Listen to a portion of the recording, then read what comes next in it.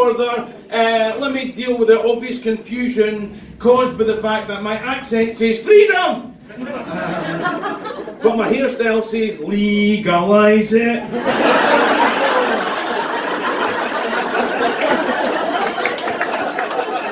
It's an unusual combination, I'll give you that. But however confused you are, I have just spent 8 weeks in Australia, New Zealand and Perth, Adelaide, Dunedin on a show called Best of Scottish Comedy. That fairly fucked with the racial preconceptions, I tell you. Some racist Aussie fucker buys a ticket for Best of Scottish Comedy, goes along, I walk on stage like this is marketing bullshit. But we've all been caught up marketing bullshit at one point or another, haven't we, yeah? We have. I've been caught up that I booked an afternoon whale watching, turned out to be a hen night in Kirkcaldy.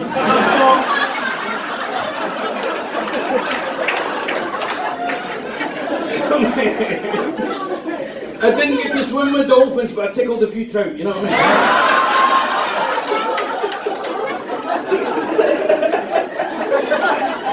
It's a fucking joke, can do. It's up, Bruce. I am Scottish. I was born in Scotland, grew up in Scotland. I lived all my life in Scotland. I look like this. Every place I've lived, I've played for the local rugby team. Every time I ran on the rugby pitch, people go, oh.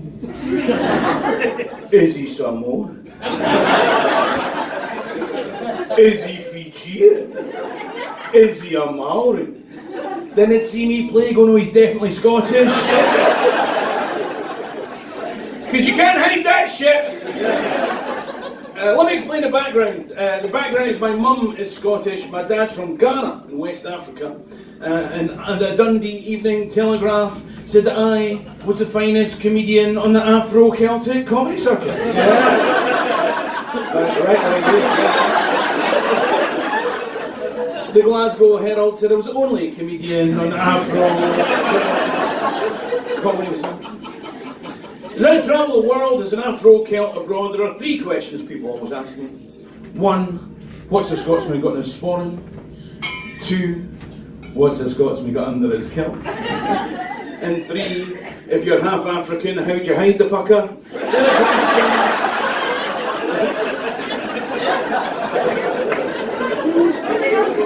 But let's get do the minority jokes, you know what I mean? Let's get do the minority jokes.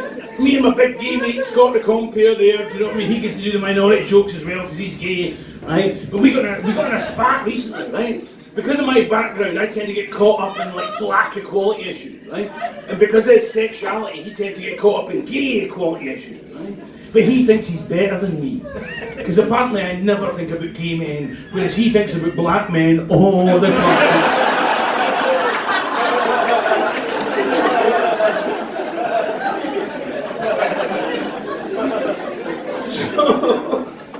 I'm from Perth. I was born in Perth, grew up in Perth. I now live in a wee village called Blackford in Perthshire. I'm sure a lot of you have seen the Highland Spring water bottling plant as you go up the A9, yeah? Yeah, you've seen it. But when I go down south, London, places like that, and I say Blackford, they're never heard of it. I say it's where we make the Highland Spring bottled water. They go, oh, I suppose that means when you drink tap water, it's just like drinking Highland Spring water. I say no. It means when you drink a bottle of Highland Spring water, I've probably pissed in it first. Right? They don't like that. But we still piss in our water. Anyway, for a guy like me from rural Perthshire to come down here to Glasgow, the big city, to the Stand Comedy Club and speak to you people tonight is not only a privilege, it's a fucking inconvenience, to be honest with you. But we're here.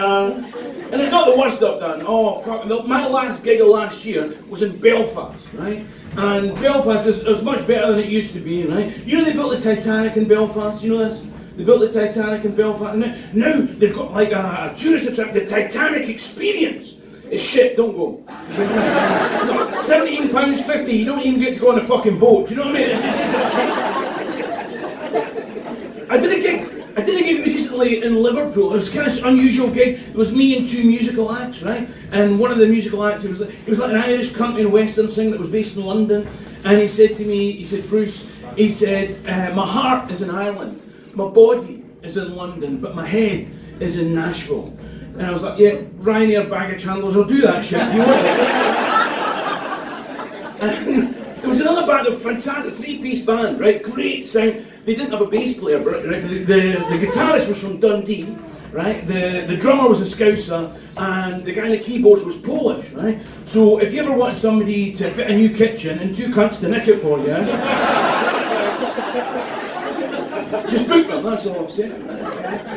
And anyway, I got the train down to Liverpool for this gig, right? Because I try and get the train if I can, because like, I'm a member of the Green Party. Yeah, and it was an accident I joined the Green Party. One of my mates asked me if I want to go beaver watching, and I just got the wrong answer.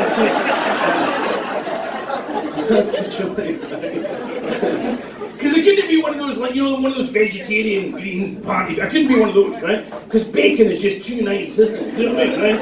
Oh, it is. You know, I always think I would like to get a vegetarian, a Muslim, and a Jew and lock them in a room full of bacon rolls and see who cracks first. Do you know what I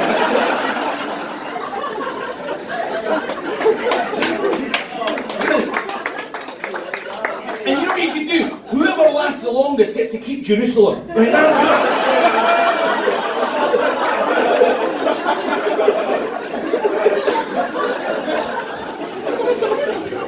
It wouldn't be my pal. I've got this Jewish lassie I know, and she said, oh, I'm a really bad Jew.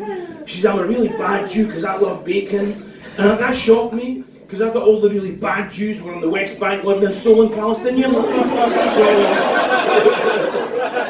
it's not as funny as the last guy, but it's a fucking good point.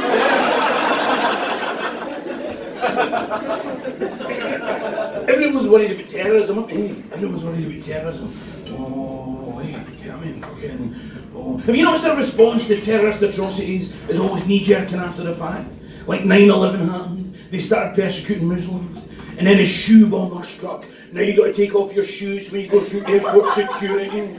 And then the liquid bomber struck. Now you're not allowed in a flight with more than 100 mils of liquid.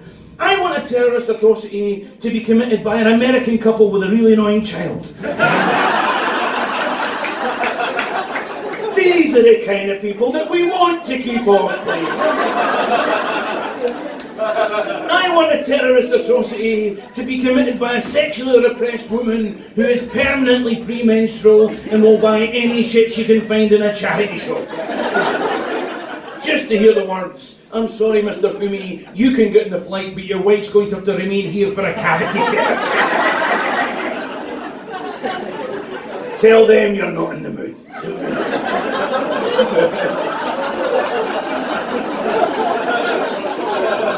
And took a wee bit of time there, all the blokes go, yeah, he's right, isn't he? He's right.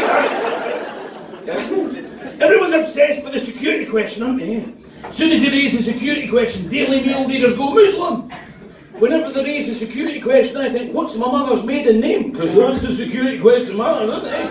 What's your mother's maiden name? That's the important security, and it's a shit security question. Back home in Perth, where I'm from, there's a whole generation of people, older than me, that know who I am, and know my mother's maiden name. It's true. The number of times I'm out and about in Perth, and some old guy will go, oh, you're Val Sharp's laddie. And I go, oh, do you know my mum? I know your fucking PIN number, mate. Do you know what I mean? Secure. I don't understand why they ask your mother's maiden name. They couldn't ask your father's surname, could they? Because nobody in Fife would get a bank account, would they? Do you know what I'm saying? I was in Adelaide, doing the Adelaide Fringe Festival just a few weeks ago, right? And I was on a show called Best of Scottish Comedy. And just outside Adelaide, in a place called Mount Barker, they've got a big Highland Games at the same time as the Fringe Festival. And obviously we're on a show called Best of Scottish Comedy. Downstairs for dancing, upstairs for thinking. We're going out to the Highland Games to hand out flyers for Best of Scottish Comedy, right? And this guy said to me, oh, where are you from? I was like, you racist cunt. I said, I'm Scottish. He said, no. He says, I can hear you're Scottish. He said, I'm Scottish too. 40 years ago, I left Scotland and came out to Adelaide to make a new life for myself. He said, what I meant was, what town in Scotland are you from? I said, I'm from Perth. He said, I'm from Perth too. 40 years ago, I left Perth to come here to Adelaide to make a new life. He said, what area in Perth did you live in? I said, Craigie. He said, I lived in Craigie too. 40 years ago, I left Craigie to come to Adelaide to make a new... He said, what street in Craigie did you live in? I said, Glover Street. He said, I lived in Glover Street too. And he looked me up and down. He said, you're Val Sharp's laddie. Now, if I can go to the other side of the world and somebody knows my mother's maiden name, it's not a security question.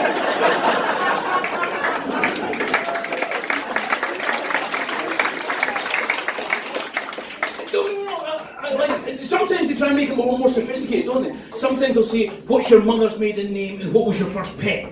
And I'm like, I'm not telling you that, that's my porn star name.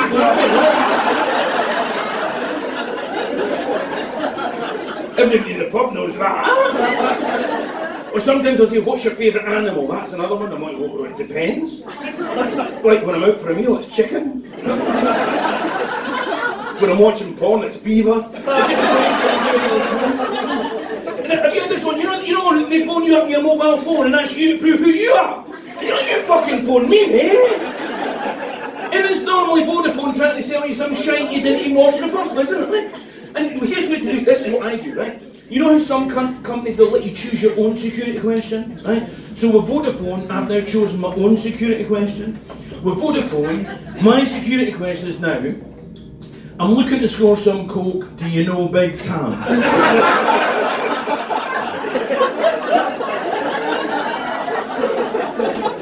And of course you've got to say the answer to your security question. And the answer to my security question is that the guy that lives above Mental Davy? So now, when Vodafone phoned me up, well, you've got this, haven't you? You've got this. They're like, is that Bruce Fummey? I say, yes it is. They say, we just need to check that's the correct Bruce Fummey. I'm looking to score some coke.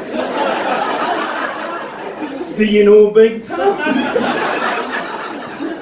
And I'm like, is that the guy that lives above Mental Davy? And like, you clearly are the Bruce Fummey that we're looking for. Can I interest you in a cracking deal on a Samsung Galaxy S8? Now I didn't buy it because junky people selling some knocked off iPhones. They're on it all the time, it's like that all the time. Have you had that one? You know when they phone you up and they say, according to our records, you've been involved in an accident, it wasn't your fault? Should maternity wards be allowed to do that? I don't think they should. And they're always trying to gather your data, aren't they? I went into Curry's recently, in Curry's Dixon's, I can't remember. And I bought a set of headphones, right? And I went to the till with a set of headphones, and the guy said, we'll need your name, your email address, and your postcode. You know, that's bullshit. You're just trying to gather my data, aren't you, right? That's all they want to do. I said, you don't need my postcode to sell me a set of headphones. He said, oh, we need it for the guarantee. I said, what are you trying to tell me that these headphones only work in certain postcodes? Is that what you're trying to tell me? Like some technology doesn't work in certain areas. Like, have you ever done that thing when you're swiping through Tinder and you're like, that's fuck, and then you realise you're in Fife? Have you ever done that? Because they don't have Tinder in Fife. They've got findmyancestor.com. And the thing is, the guy wasn't going to sell me. I said, this isn't my tune. This is in Perth. This is where I'm fed. This is where I'm a somebody. This is where I'm the finest comedian on the Afro-Celtic comedy circuit. And I said, do you know who I am? He said, yeah, you're Val Sharp's laddie. You've been great, I've been Val Sharp's laddie. Thank you very much.